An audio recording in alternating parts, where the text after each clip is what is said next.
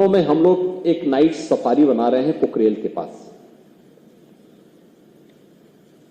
और पोखरेल के night safari के पहले हम एक नदी को जीवित करने वाले हैं लखनऊ में। उसका नाम है पोखरेल नदी।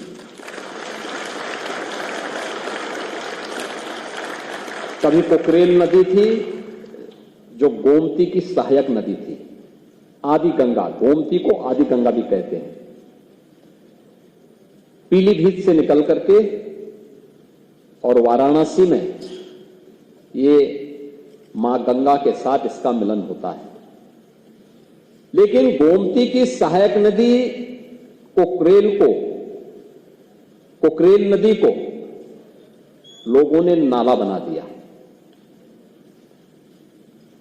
नाला बना करके उसमें अवैध निर्माण कर दिए, कब्जे हो गए, और कब्जा इतना बढ़ा, पिछले 4 दशक में इतना बढ़ गया कि अब वह स्वयं ही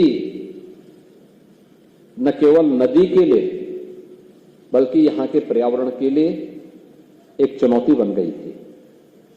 और फिर 1 वर्ष पहले हम लोगों ने इस लड़ाई को प्रारंभ किया। नहीं, पोखरेल को नाला नहीं, इसको फिर से नदी बनाना है।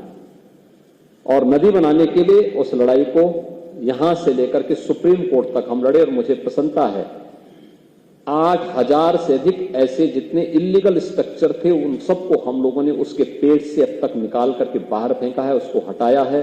जिनका पुनर्वास होना था उन्हें पुनर्वास भी किया है, जिन्हें दंडित करना था उन्हें दंडित भी किया है। और नदी, आप आश्चर्य करेंगे कि अभी 8000 स्ट्रक्चर हटे हैं, लेकिन इतने स्ट्रक्चर हटने के बाद नदी में पानी के नए स्रोत फूटते हुए दिखाई दे रहे हैं। यानी जब गर्मी थी, जब नदियां सूख रही थी, जल के स्रोत सूख रहे थे, तब पोखरेल में नए जल के स्रोत फूट रहे थे।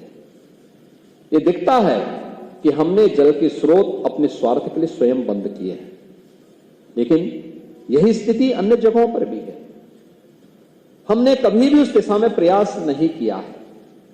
और इको टूरिज्म डेवलपमेंट बोर्ड इस बात के लिए हमें आगाह कर रहा है कि ज्ञानवर्धन के लिए भी, मनोरंजन के लिए भी हम अपनी प्रकृति के इस उपहार का उपयोग करें, लेकिन इसके साथ साथ आने वाली पीढ़ी को एक लंबे समय तक ये उपहार इसी रूप में, मनोरंजन और ज्ञानवर्धन के रूप में प्राप्त होता रहे। इसलिए इसके संरक्षण की जिम्मेदारी भी हमारे ऊपर होनी चाहिए, हर पीढ़ी को अपने ऊपर लेनी पड़ेगी।